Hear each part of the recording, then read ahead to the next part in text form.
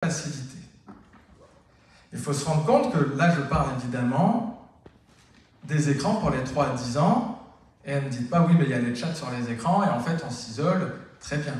Mais ça, c'est déjà plus une activité adolescente, parce que nous, on ne va quand même pas permettre de chatter à des inconnus à nos enfants de 7-8 ans.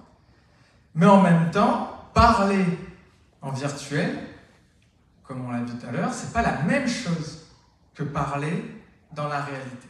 Il n'y a pas le retour des émotions. Combien de fois nous avons psychoté sur un message parce qu'on ne sait pas si c'est une blague ou pas une blague, ah mais maintenant on va mettre le smiley, etc.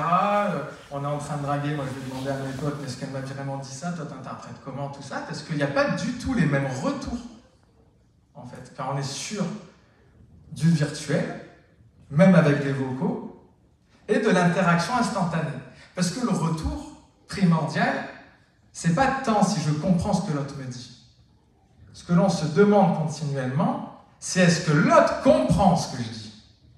Et ce que l'on va chercher dans l'interaction sociale, c'est le feedback de est-ce que la personne a bien compris?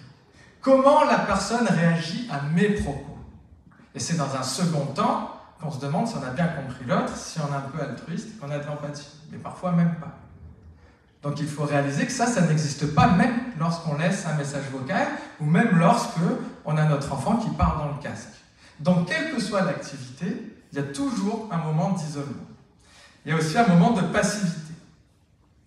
L'enfant, là on l'avait vu avec le masque, je ne sais pas si vous vous souvenez qu'au moment du Covid, il y avait une grande peur dans les crèches. Parce que l'enfant, il se développe dans le mimétisme. On parlait comment l'enfant sait ce qu'il ressent, c'est de la tristesse, de la colère. Comment il vérifie si les parents ont compris ce que j'ai dit? C'est par rapport au visage et aux réactions.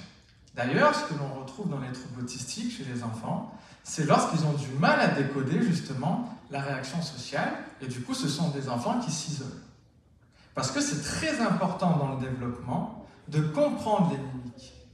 Il y a un ancien auteur, René Girard, qui parlait beaucoup du désir mimétique.